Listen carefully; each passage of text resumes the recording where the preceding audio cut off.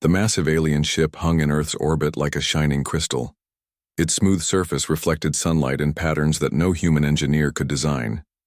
Inside this marvel of alien technology, Dr. Zixtal prepared his laboratory for the arrival of the first human specimens. Dr. Zixtal had blue-gray skin that shimmered under the bright lights of his medical bay. His forearms moved with perfect coordination as he arranged his instruments. 6 dark eyes blinked in sequence as he reviewed the preliminary data on humans. The information made him click his mandibles with what might have been amusement. "Such fragile creatures," he said to his assistant, a tall insectoid being named Vress, only 2 arms, 2 legs, no protective exoskeleton, and filled with so much water. "It's remarkable they survived long enough to develop spaceflight." Vress bobbed her antenna in agreement. "The Confederation Council is quite interested in their assessment. Humans developed rather quickly compared to most species." "Speed of development means little," Dr. Zixtal replied. "Quality is what matters. From these readings, I expect they will rank rather low on the galactic scale. They might be suitable for protected status rather than full membership." The door to the medical bay slid open with a soft hiss. 2 humans walked in, escorted by a security officer from the crystalline species that served as the ship's guards. Dr. Zixtal studied the humans with his multiple eyes. 1 male, 1 female.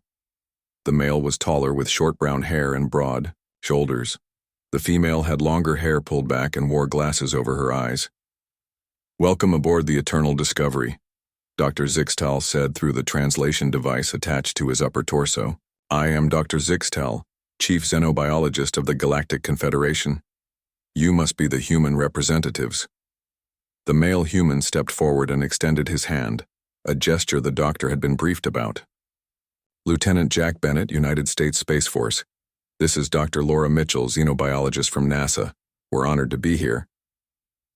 Dr. Zixtal briefly touched the human's hand with one of his lower limbs. The skin felt alarmingly soft and vulnerable. How did these creatures survive with such minimal protection? "Yes, well, we shall see if the honor is deserved," Dr. Zixtal replied. "As you know, all species seeking to join the Galactic Confederation must undergo biological assessment. This helps us determine your species' capabilities and appropriate placement within our society." The female human, Laura, spoke up. "We understand. Earth is eager to learn where we might fit in the larger galactic community." Dr. Zixtal gestured toward 2 examination tables. "Please remove your outer coverings and lie down. We will begin with basic scans." The humans exchanged glances but complied, stripping down to what they called undergarments, before lying on the tables. Dr. Zixtal activated the scanning field, and both humans were surrounded by a soft green glow. "Fascinating," Dr. Zixtal murmured as data streamed across his screens. "Your internal structure is even more primitive than I expected." "What do you mean by primitive?" Jack asked, trying to keep his voice neutral. The alien doctor moved his upper arms in what might have been the equivalent of a shrug. "Your respiratory system, for instance. Single-chambered lungs with no backup system. Most advanced species have evolved secondary breathing mechanisms." Laura raised an eyebrow. "But our lungs are quite efficient for our environment."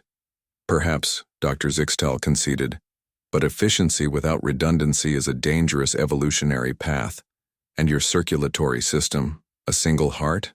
No auxiliary pumps or secondary blood processing organs. What happens if your heart fails?" "Then we die," Jack said simply. "Precisely my point." Dr. Zixtal's mandibles clicked rapidly. "A species with only one of each vital organ is inherently vulnerable, and your digestive system requires constant input. You cannot even hibernate during resource scarcity." The doctor moved to another screen, making notes with 2 hands while gesturing with a third. "Your skeletal structure is particularly concerning. Internal bones protected only by this thin layer of muscle and skin. One significant impact could cause catastrophic damage." Jack sat up slightly. "With all due respect, Doctor, humans have survived and thrived on Earth for thousands of years with this biology. Surviving on a single protected world is quite different from thriving in the greater galaxy," Dr. Zixtal replied, He tapped a control and the scanning field changed to yellow. Now let's examine your sensory capabilities. The data made the alien doctor's eyes blink in sequence again. Your visual range is extremely limited. You cannot see infrared or ultraviolet. Naturally, your hearing range is similarly restricted, and your olfactory senses are almost non-existent compared to most species. Laura smiled patiently. We've developed technology to compensate for those limitations, Doctor. Technology is not biology, Dr. Zixtal countered. We assess natural capabilities here. Technology can be lost or destroyed. The doctor continued his examination, growing increasingly perplexed. Your neural structure shows some promise, I suppose. You appear to have decent cognitive flexibility, but your processing power is limited by your single brain with no distributed neural nodes. After an hour of scans and tests, Dr. Zixtal allowed the humans to dress again. His mandibles clicked slowly as he reviewed the data. I must be honest with you, he said finally. Based on this preliminary assessment, humans appear to be one of the least physically adapted species we have encountered that has achieved spaceflight. You have no natural weapons, minimal sensory abilities, fragile bodies, and require constant maintenance in terms of food, water, and rest. Jack crossed his arms. Yet here we are, meeting you as equals. Dr. Zixtal made a sound that the translator rendered as laughter. Equals? No, not quite yet. Tomorrow we begin the actual testing phase. Today was merely to establish baselines. What kind of testing? Laura asked. Endurance, strength, adaptation, pain tolerance, cognitive function under stress. The aliens, Six Eyes focused on them. Many species find our evaluations challenging.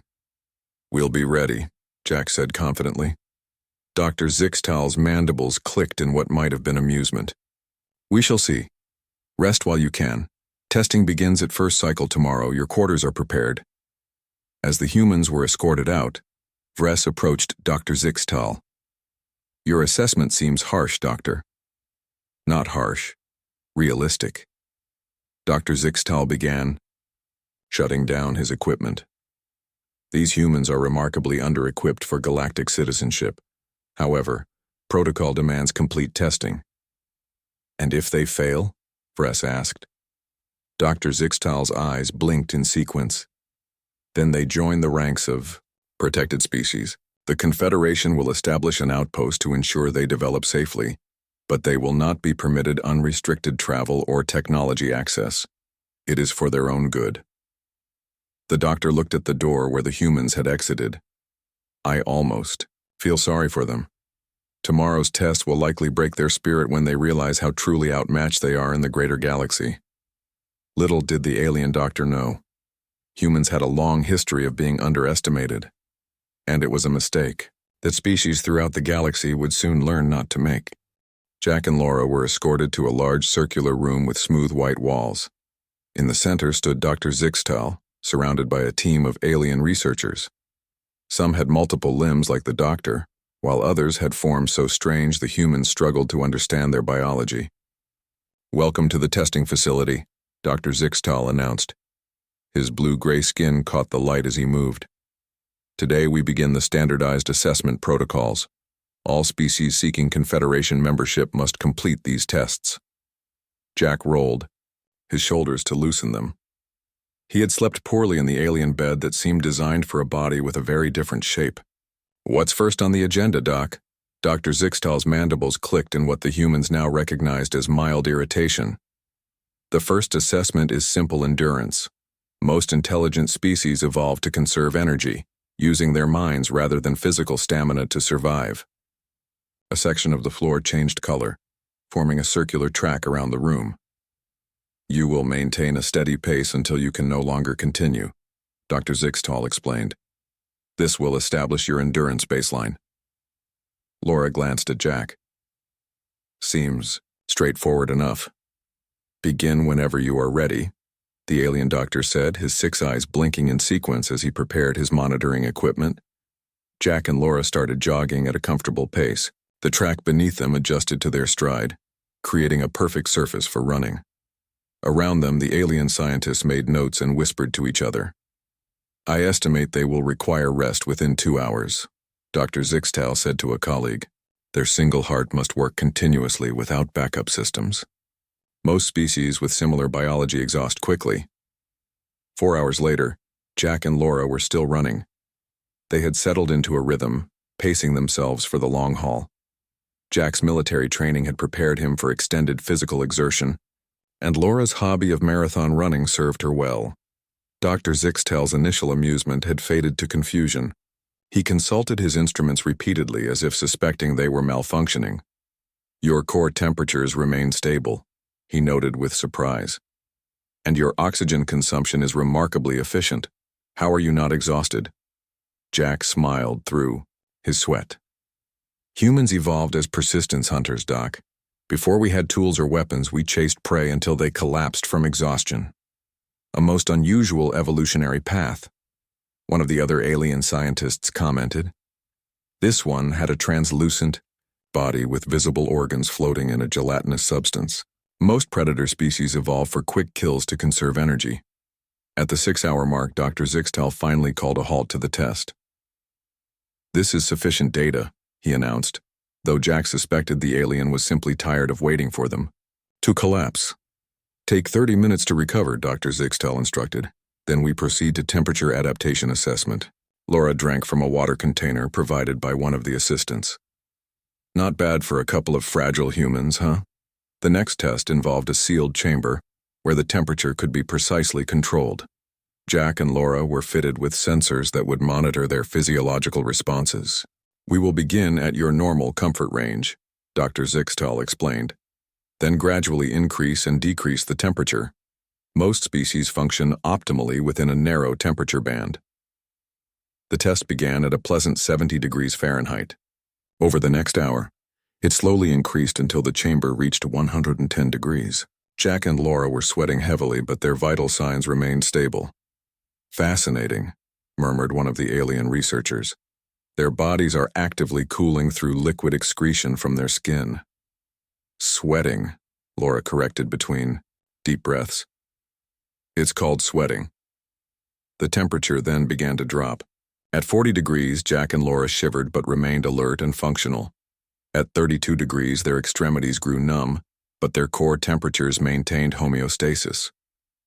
Their temperature regulation is surprisingly robust, admitted Dr. Zixtal, reluctantly. Most species would be in distress at these extremes. Earth has extreme environments, Jack explained. Humans live in deserts where temperatures exceed 120 degrees and in Arctic regions where it drops below zero. Dr. Zixtal made notes on his device. Perhaps, but surely your reaction to pressure changes will be more typical. The next chamber simulated different atmospheric pressures. To the aliens' continuing surprise, the humans tolerated pressure changes that would incapacitate many species. Their ears popped uncomfortably at extreme pressures, but their overall function remained intact. Your species' adaptability is unexpected, Dr. Zixtal admitted after the pressure test concluded. His earlier dismissive tone had softened slightly. Most life forms specialize for specific environmental conditions. Laura smiled. Adaptability is our specialization, Doctor. The final test of the day involved reaction time and coordination. Jack and Laura were asked to respond to various stimuli by touching corresponding panels as they lit up around the room. Your visual reaction time is unremarkable, Dr. Zixtal noted. Many species respond much faster. True, Jack acknowledged, but we can maintain our reaction speed longer than most. It's endurance again. To demonstrate, the test continued for over an hour. While the humans' reaction times were indeed average at first, they remained consistent throughout the test. Many other species, they learned, experienced rapidly deteriorating performance over time. When the day's testing finally concluded, Dr. Zixtal gathered his team for a discussion while Jack and Laura rested on benches provided for them.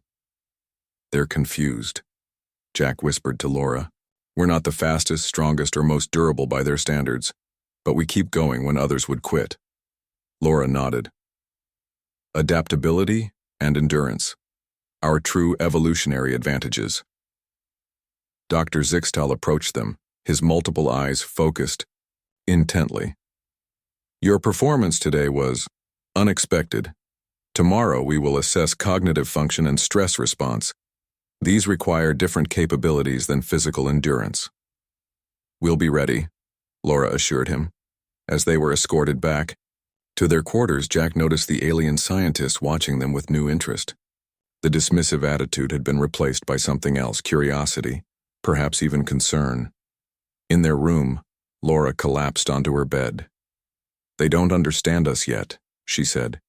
"They're looking for specialized biological adaptations, not general resilience." Jack nodded, lying back on his own uncomfortable bed. "Tomorrow they'll try to stress test our minds. That's where humans really shine." Outside their room, Dr. Zixtal was reviewing the day's results with growing concern. "Their performance exceeds projections by 47%, he told his assistant Vress. "They lack specialized adaptations but compensate with remarkable systemic resilience." "Could they qualify for Confederation membership?" Vress asked. Dr. Zixtal's mandibles clicked rapidly. "It is too soon to say. Tomorrow's cognitive tests will be revealing. If they excel there as well." He left the thought unfinished. Throughout his career, Dr. Zixtal had catalogued hundreds of species. Each had clear strengths and weaknesses, specialized evolutionary paths that defined their capabilities and limitations. These humans were different. Not spectacular in any single area, but unexpectedly capable across multiple domains. It was an evolutionary strategy he had rarely encountered, and one that made him increasingly uneasy. The next morning, Jack and Laura were led to a different section of the alien ship. This room was smaller than the testing chamber from the previous day. The walls displayed shifting patterns of light and colors that seemed to change depending on the angle you viewed them. Dr. Zixtal stood in the center, surrounded by equipment that hummed softly.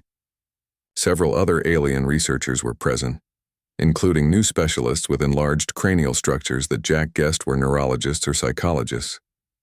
"Today we assess your cognitive functions," Dr. Zixtal announced. His tone was more measured than before, less dismissive. "Physical endurance is merely one aspect of species evaluation. Mental capability is equally important." One of the new aliens stepped forward.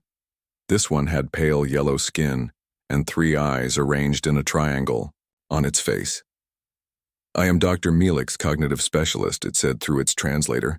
"I will administer today's tests." Laura nodded politely. "We're ready." "Good," Dr. Mielik replied. "Please sit in these chairs." The chairs looked nothing like human furniture.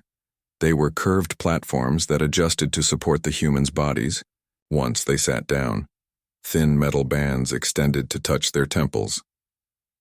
"These will monitor your neural activity," Dr. Mielik explained.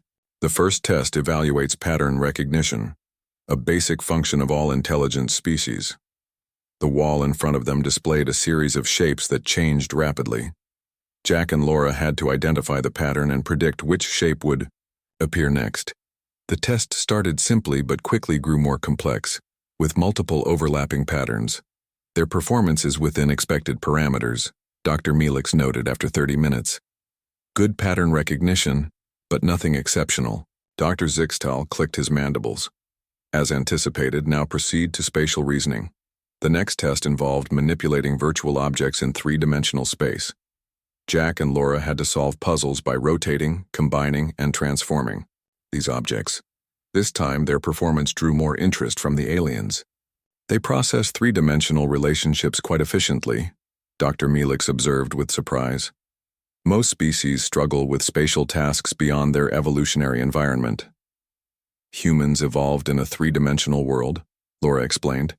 "We climb trees, navigate terrain, build structures. Spatial reasoning is essential to our survival." The tests continued. Memory challenges, logical reasoning, language processing. The humans performed consistently well across all domains, not exceptional in any single area, but remarkably balanced and adaptable.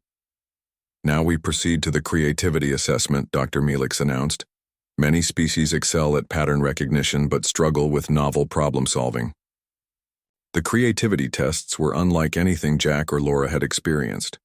They were presented with abstract scenarios and asked to generate multiple solutions.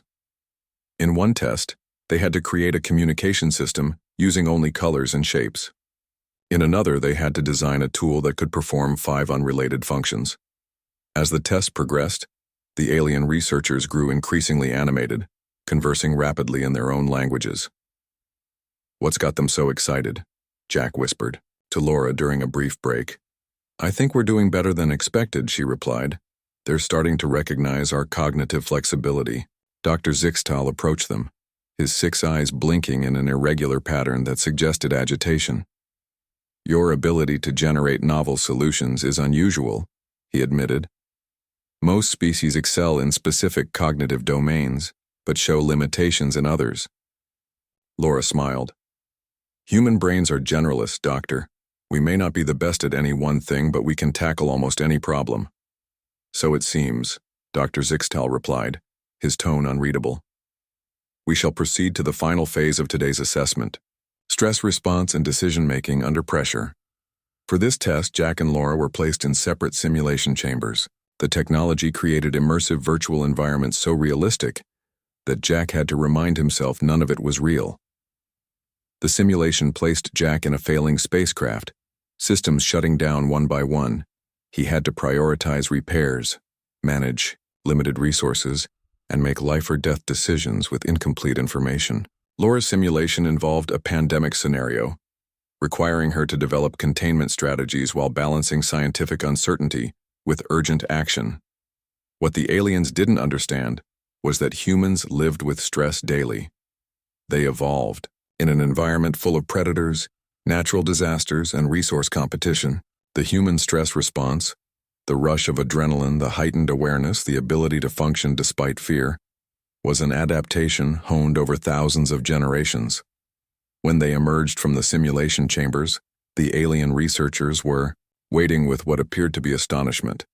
Their cognitive performance improved under stress, Dr. Melix reported, disbelief evident even through the translator. Decision quality maintained while processing speed increased by 23%. "Impossible," one of the other researchers said. "Stress hormones should impair complex cognition." "Not for humans," Laura explained. "In moderation, stress can actually enhance our performance. We call it being in the zone or experiencing flow state." Dr. Zixtal was reviewing the data with intense focus. "These results contradict established xenobiological principles. All other known species show cognitive degradation under pressure. Humans evolved to hunt dangerous prey and escape predators," Jack said. "Those who performed better under stress survived. Natural selection favored it." The alien doctor's mandibles clicked rapidly, a sign they now recognized as agitation. "Your biology continues to defy conventional analysis. You lack specialized adaptations yet demonstrate remarkable capabilities across multiple domains." As they were escorted back to their quarters, Jack noticed the atmosphere among the alien crew had changed. The researchers watched them pass with what might have been concern. Even the security officers seemed more alert in their presence. "They're starting to worry about us," Jack said quietly once they were alone in their room. Laura nodded. "We don't fit their categories. To them, every species should have clear strengths and weaknesses. Our adaptability makes us unpredictable." "What? Do you think they'll test tomorrow?" Jack asked, stretching his sore muscles. "If they follow the standard protocol, it should be trauma response and recovery," Laura replied. "They'll want to see how quickly we heal and adapt to injury." Jack grimaced. "That sounds painful." "It probably will be," Laura agreed. "But if there's one thing humans are good at, it's enduring pain and coming back stronger." Meanwhile, Dr. Zixtal was meeting with the Confederation Security Council, called together urgently after the day's unexpected results. "These humans are anomalous," he reported. "They demonstrate no exceptional abilities in any single area, yet their combination of physical endurance, environmental adaptation, and cognitive flexibility under stress presents an unprecedented profile." "Are they a threat?" asked one council member, a crystalline being that pulsed with internal light. Dr. Zixtal's mandibles clicked slowly as he considered the question. "Unknown. They lack the physical capabilities of warrior species, yet their adaptability makes them unpredictable. They improve when challenged. They think most clearly when threatened. Continue the assessment, the council had decided. Tomorrow, test their response to trauma and regeneration. We must understand their recovery capabilities before making any determination. As the meeting adjourned, Dr. Zixtal found himself troubled by a new thought. What if humanity's apparent biological weaknesses weren't weaknesses at all, but a different type of strength altogether? The fourth day began with tension in the air. Jack and Laura were escorted to a new section of the ship, a facility that looked disturbingly similar to an operating room. Medical equipment lined the walls, and several aliens in what appeared to be protective coverings waited alongside Dr. Zixtal. Today we evaluate your physical recovery capabilities, Dr. Zixtal announced. His tone was formal, almost cautious. This is perhaps the most important aspect of our assessment. What exactly does that involve? Jack asked, eyeing the equipment with suspicion. A new alien stepped forward. This one had 6 limbs and skin that seemed to shift colors with its movements. I am Dr. Preltak, trauma specialist, it said. We will induce minor controlled injuries to assess your healing response. Laura frowned. Define minor injuries, please. Tissue damage equivalent to what you might call a moderate cut or second-degree burn, Dr. Preltak explained. Nothing that would cause permanent harm or impairment. We have extensive data on human medical parameters and will remain well within safe limits. Jack and Laura exchanged concerned glances but nodded their agreement. They had been briefed before the mission that physical testing would be involved. We will begin with baseline measurements, Dr. Preltak said. Please lie on these examination platforms. The platforms adjusted to their bodies as they lay down. A blue scanning field passed over them multiple times. Their cellular structure is remarkably uniform, Dr. Preltak noted with surprise. Most species have specialized tissue types with varying regenerative capacities. Humans heal differently, depending on the tissue, Laura explained. But we have stem cells throughout our bodies that can transform to aid healing. Interesting, Dr. Preltak replied. Let us begin with dermal recovery assessment. What followed was uncomfortable but not unbearable. Using precision tools, the aliens created small, controlled injuries on the human's arms. A cut about an inch long on Jack, a similar-sized burn on Laura. The wounds were immediately treated with the aliens' medical technology, which sealed them but allowed the natural healing process to occur. We will monitor these over the next 12 hours, Dr. Preltak explained. Most species show predictable healing trajectories. While they waited for the initial healing to begin, the aliens conducted other tests. They took blood samples and analyzed how quickly the humans' bodies replenished the lost cells. They tested how rapidly bruised tissue returned to normal. They even evaluated how fast the humans recovered from localized nerve blocks. Their inflammatory response is precisely controlled, one medical technician noted with surprise. It activates for healing, but doesn't become excessive. That is unusual, Dr. Zixtal agreed. Most species either have minimal inflammation, which slows healing, or excessive responses that cause additional damage. Hours passed as the aliens documented the humans' healing processes. Jack and Laura were given nutrients and allowed to rest between tests. The aliens seemed particularly interested in how human recovery was enhanced by sleep. You actively heal while unconscious? Dr. Preltak asked, mandibles twitching with interest. Yes, Laura explained. Sleep is when our bodies do most of their repair work. That's one reason we need regular rest periods. Fascinating, the alien doctor replied. Most species enter dormant states to conserve energy, not to enhance recovery. By the end of the day, the results were clear. Human healing wasn't particularly fast compared to some species, but it was remarkably effective. The wounds were already showing significant progress, with properly formed new tissue rather than simple scarring. Their tissue regeneration quality exceeds expectations, Dr. Preltak reported to Dr. Zixtal. And their systems maintain functionality during recovery, unlike most species that must shut down non-essential processes. Dr. Zixtal's multiple eyes focused on the humans with what might have been new respect. The data is conclusive. Despite their apparent fragility, humans demonstrate exceptional recovery capabilities. Jack couldn't help but feel a bit smug. Not bad for a species with primitive biology, huh, Doc? The alien scientist's mandibles clicked softly. I may have been premature in my assessment, he admitted.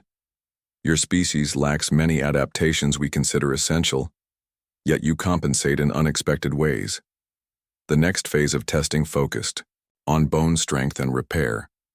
Using non-invasive technology, the aliens applied controlled stress to the human's skeletal structure. Your bones contain living cells, Dr. Preltak observed with fascination. They actively remodel in response to stress. That's right, Laura confirmed. Human bones actually grow stronger when subjected to regular stress, like weight-bearing, exercise.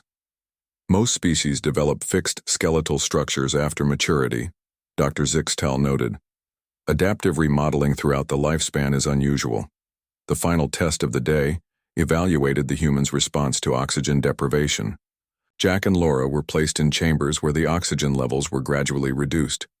Your species uses oxygen remarkably efficiently, Dr. Preltak noted as he monitored their vital signs. And your tissues can function briefly with oxygen, then recover without damage. Humans train that ability, Jack explained between controlled breaths. Athletes, deep-sea divers, high-altitude climbers, they all develop better oxygen efficiency through practice. The aliens exchanged looks that the humans couldn't interpret. You can improve your physiological functions through intentional stress?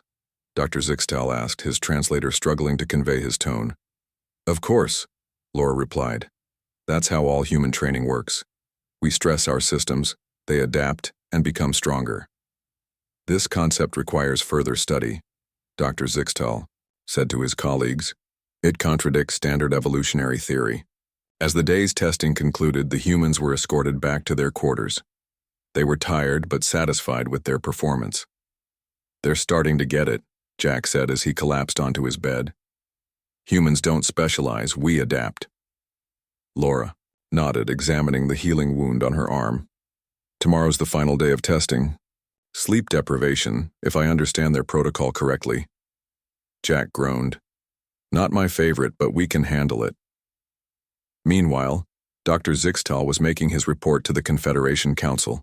The meeting was no longer routine. Representatives from the military and diplomatic corps had joined. These humans display a biological paradigm we have not encountered before, Dr. Zixtal explained. They lack specialized adaptations but possess remarkable general resilience. Their systems actively respond to stress by becoming stronger. This could explain their rapid technological advancement, noted one council member. If their biology is designed to improve through challenge, precisely, Dr. Zixtal agreed. Their physical form appears unimpressive, yet they demonstrate capabilities that should be impossible with their biology. What is your recommendation, Doctor? Asked the council head. Dr. Zixtal's mandibles clicked slowly as he considered. We must complete the assessment protocol. Tomorrow's final test, sleep deprivation and cognitive endurance, will be revealing. But I must revise my initial classification. These humans are not primitive. They are different in ways we do not fully understand. As the meeting adjourned, the council members seemed troubled. Throughout the galaxy, species developed clear specializations, evolutionary advantages that defined their capabilities and limitations. These humans, with their unimpressive appearance but surprising adaptability, didn't fit the established pattern. And in a universe where patterns meant safety and predictability, exceptions were cause for concern. The fifth and final day of testing arrived. Jack and Laura had already been awake for 12 hours when they were escorted to a new chamber. This room was designed with comfortable seating, soft lighting, and various activity stations. Dr. Zixtal waited for them alongside Dr. Melix, the cognitive specialist, and several other alien researchers. Their demeanor had changed noticeably since the first day. The dismissive attitude was gone, replaced by intense scientific curiosity.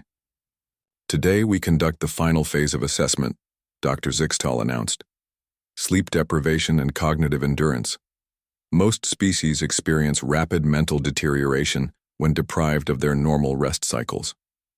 How long will this test last? Laura asked. Until you can no longer function, Dr. Melix replied, or until 72 hours have elapsed, whichever comes first. Jack raised an eyebrow. 72 hours without sleep? Is this beyond your capabilities? Dr. Zixtal asked. No, Jack replied, with a small smile. Just checking the parameters. Military training included sleep deprivation exercises. This won't be my first time going without sleep for extended periods. The aliens exchanged glances that seemed to convey concern.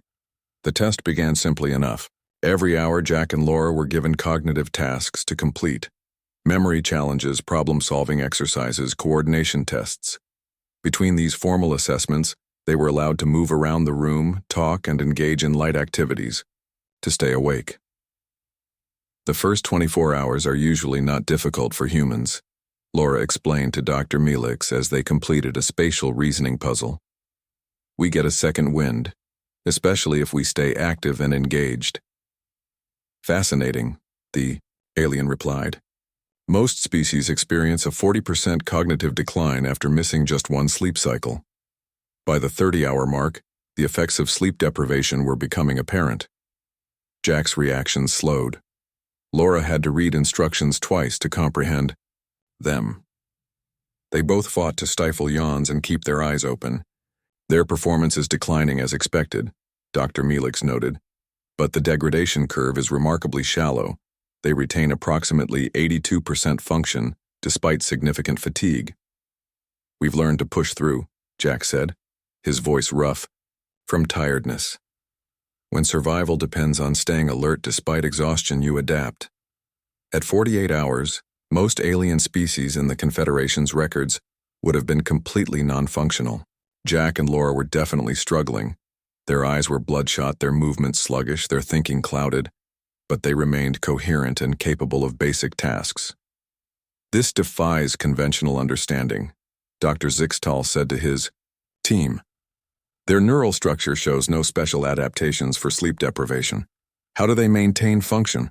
Humans have always needed to stay alert for predators even when exhausted, Laura explained during one test. Her words came slowly, but they were still clear. Throughout our evolution, those who could function despite fatigue survived to pass on their genes. As they approached the 60-hour mark, Jack and Laura supported each other, taking turns encouraging one another to stay awake. They told stories, did simple exercises, and engaged the alien researchers in conversation to keep their minds active. Your social cooperation increases under stress, observed one researcher. Most species become more selfish when resources, including energy, are limited. Humans survive through cooperation, Jack replied, fighting to keep his eyes open. We're stronger together than alone. At 65 hours, Laura stumbled during a coordination test and nearly fell. One of the alien medical staff moved to help her. I'm okay, she insisted, regaining her balance. Just a little dizzy. Dr. Zixtal's instruments showed her blood pressure dropping and stress hormones rising to dangerous levels. Perhaps we should conclude the assessment, he suggested. We have sufficient data. No, Laura said firmly. We complete the full protocol, 72 hours. The alien doctor's mandibles clicked rapidly. Your determination is impressive but unnecessary. The Confederation does not require species to endanger themselves during assessment. We're not in danger, Jack assured him, though he looked barely able to stand. Just really, really tired. When the 72-hour mark finally arrived, both humans were swaying on their feet but still conscious and responsive. Dr. Zixtal officially ended the test, and medical staff immediately provided treatment to safely transition them to sleep. Their performance exceeded all projections, Dr. Melix reported as the humans were taken to recovery pods. Even in extreme sleep deprivation, they maintained basic function and decision-making capabilities. No other known species demonstrates this level of cognitive endurance. Dr. Zixtal stared at the data displays, his 6 eyes blinking in a pattern that indicated deep thought. The council must be informed immediately. These results change everything. 2 days later, after Jack and Laura had fully recovered, they were summoned to the ship's central chamber. The room was filled with holographic displays showing representatives from dozens of worlds throughout the Confederation. Dr. Zixtal stood at the center, surrounded by the research team. "Welcome," Dr. Zixtal said as the humans entered. "The Confederation Council has reviewed our assessment data and reached a decision regarding humanity's status." Jack and Laura stood straight, aware that they represented their entire species. In this moment, Dr. Zixtal activated a holographic display showing the complete test results. "Humans demonstrate no exceptional capabilities in any single area," he began. "Their strength, speed, sensory perception, and specific cognitive functions are all unremarkable compared to specialized species." He paused, his mandibles clicking softly. "However, their combination of attributes is unprecedented. They possess extraordinary endurance, remarkable environmental adaptation, and exceptional recovery capabilities. Most significantly, they improve under stress, a trait we have never before encountered." The council representatives murmured among themselves, their various communication styles creating an odd symphony of clicks, whistles, and vibrations. The Confederation's assessment protocol was designed to identify specialized biological advantages, Dr. Zixtal continued. "Humans revealed a blind spot in our approach. They specialize in not specializing. Their evolutionary advantage is adaptability itself." The head of the council spoke, its crystalline form pulsing with light. "The Confederation extends full membership status to humanity. Your biological paradigm offers new perspectives that may benefit all our peoples." Jack couldn't help smiling. "Thank you. We're honored to join the galactic community." "There is one more matter," Dr. Zixtal added, his tone more personal than before. "I wish to offer my sincere apologies for my initial assessment of human biology. I failed to recognize that what appeared as weakness was simply a different type of strength." Laura nodded graciously. "No apology needed, Doctor. Scientists revise their theories when new evidence emerges. That's how progress happens." "Indeed," Dr. Zixtal agreed. "And humanity has certainly given us new evidence to consider." As the formal ceremony concluded, and preparations began for establishing official relations between Earth and the Confederation, Dr. Zixtal approached the humans privately. "There is something that concerns me," he admitted. "A species that turns disadvantage into strength, that grows stronger when challenged, that adapts to any situation. Such a species is formidable." "Indeed," Jack smiled. "We come in peace, Doc. Humans may be adaptable, but we're also compassionate. We look forward to learning from the Confederation as much as sharing our own perspectives." The alien scientists' mandibles clicked in what they now recognized as thoughtful consideration. "I believe you. But remember this. Throughout the galaxy, species evolved for specific niches and environments. Humanity evolved to thrive anywhere, to overcome any obstacle. In all my years of research, I have never encountered a more potentially powerful adaptation." As the humans joined the celebration marking Earth's entry into the galactic community, word spread quickly through the Confederation. The unimpressive bipeds from the spiral arm weren't just another species to catalog. They were something entirely new. And for the first time in 10,000 years, the galaxy's most advanced civilizations felt something they hadn't experienced in millennia, a healthy dose of respect.